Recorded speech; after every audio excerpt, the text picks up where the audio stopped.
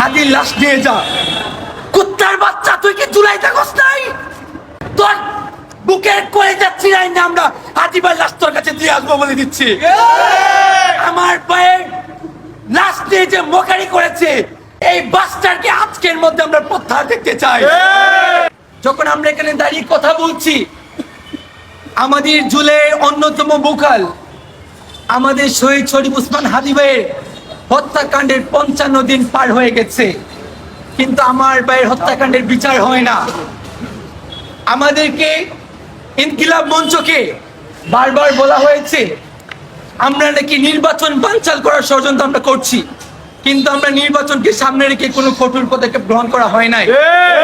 আজকে যখন পিঠ দেয়ালে লাগার পর আমার ভাইয়েরা যমুনার সামনে দাঁড়িয়েছিল, আজকে তথাকথিত সেই পেশিবাদের দালালেরা পুলিশের পোশাক পরে আমার ভাইদের গায়ে হাত তুলে আমার ভাইদেরকে রক্তাক্ত করেছে। আমরা আজকে এখান থেকে হুঁশিয়ার করে বলতে চাই যে দালালের বাচ্চারা পুলিশের পোশাক পরে আমার ভাইদের রক্তাক্ত করেছে, তারা কি আওয়ামী লীগের এজেন্ডা বাস্তবায়ন করছে, নাকি জুলাইয়ের আমাদের যে গণহত্যা করা হয়েছিল তাদের লেজিটিমেসিটি আমরা জানতে চাই।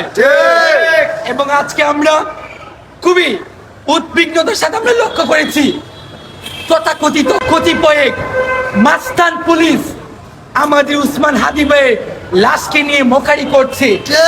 দেখি না আমাদের ভাইদেরকে দাওয়া দিয়ে বলছে আয় হাদির লাশ নিয়ে যা। কুত্তার বাচ্চা, তুই কি জুলাই থাকস নাই? তোর বুকের করে যাচ্ছি না, আমরা হাদি ভাইয়ের লাশ তোর কাছে দিয়ে আসবো বলে দিচ্ছি। আমার ভাইয়ের লাশ নিয়ে যে মোকারি করেছে, এই বাসটাকে আজকের মধ্যে আমরা প্রত্যাহার দেখতে চাই। জুলাইয়ের চেতনা নিয়ে যেই বাজারা ষড়যন্ত্র করবে, মোকারি করবে, উপহাস করবে, তাদেরকে আমরা এক মিনিট আমরা এই গতিতে আমরা দেখতে চাই না। দ্বিতীয় কথা আমরা বলতে চাই, এই ফেসিবাদী দূষণের পতন ঘটানো হয়েছিল জনগণের ম্যান্ডেট নিয়ে। 17 শহীদের রক্তের উপর দাঁড়িয়ে যেই সরকার গঠিত হয়েছিল, তাদের প্রধান কাজ ছিল জুলাইয়ের চেতনাকে সমুন্নত রাখা। কিন্তু আমরা কি দেখতে পেয়েছি, বারবার এই ফেসিবাদের দালালেরা ফেসিবাদের বিচার করতে পারে না, কিন্তু আমাদের ভাই রক্ত জড়ানোর সময় দেখা যায় তাদের খুবই বহিঃপ্রকাশ আমরা দেখতে পাই। যেই সকল দালালেরা শুধুমাত্র পুলিশের পোশাক আর ইন্টারিমের লেজিটিমেসি নিয়ে তাদের ফেসিবাদী চরিত্রকে ঢাকার চেষ্টা করছে, তাদের বিরুদ্ধে দ্রুত সময়ের মধ্যে ব্যবস্থা নিতে হবে।